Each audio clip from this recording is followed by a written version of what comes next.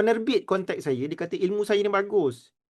Dia suruh bukukan supaya ramai orang boleh dapat manfaat. Harta ni ialah yang ada cash flow, ada income. Ada income Harta ni adalah apa yang membuatkan duit masuk ke poket kita. Ini maksudnya harta. Kalau yang membuatkan kita memiliki sesuatu tetapi membuatkan duit keluar daripada poket, itu bukan harta. Itu bukan aset. Itu adalah beban. Itu adalah liability. Dia ada cash flow, income. Contoh, tuan-puan ada rumah. Rumah sewa bukan rumah duduk sendiri. Rumah duduk sendiri, duit keluar daripada poket. Itu bukan harta. Itu namanya beban. Tanah yang mendatangkan hasil.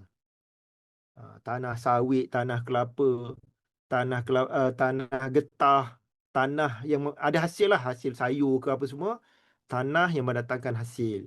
Bukan tanah yang terbiar, yang tuan-puan kena bayar. Cukai tanah lah, cukai macam-macam lah. Apa lagi? Mungkin tuan-puan ada saham. Saham ni maksudnya bisnes. Tuan-puan memiliki bisnes.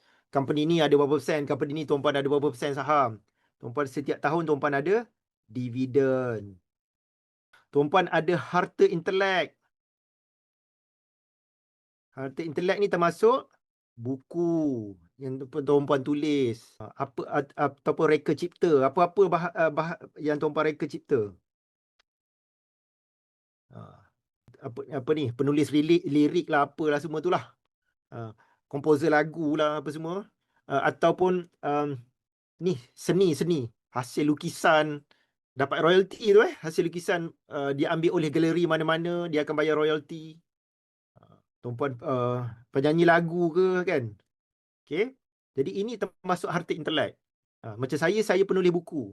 Tulis sekali je. Tapi setiap kali orang beli, setiap tahun penerbit buku dia akan bayar saya berpuluh ribu tau tuan-puan setiap tahun. Saya tak buat duit dengan tulis buku. Penerbit kontak saya, dia kata ilmu saya ni bagus. Dia suruh bukukan supaya ramai orang boleh dapat manfaat. Jadi penerbit tolong bukukan untuk saya. Dan dia tolong jual. Dapat hasil, royalty dia bayar dekat saya, 10%. Tak banyak lah tuan-puan. RM20, dapat RM2. Tapi benda tu bukan saya buat. Saya jual, dia yang jual. Penerbit yang jual. Termasuk bisnes public goal. Public goal pun adalah harta. Buat build up bisnes sekali, dapat income berkali-kali. Bahkan mati pun boleh diwarisi. Sebagaimana murid saya ni, arwah Abdul Rahman ni.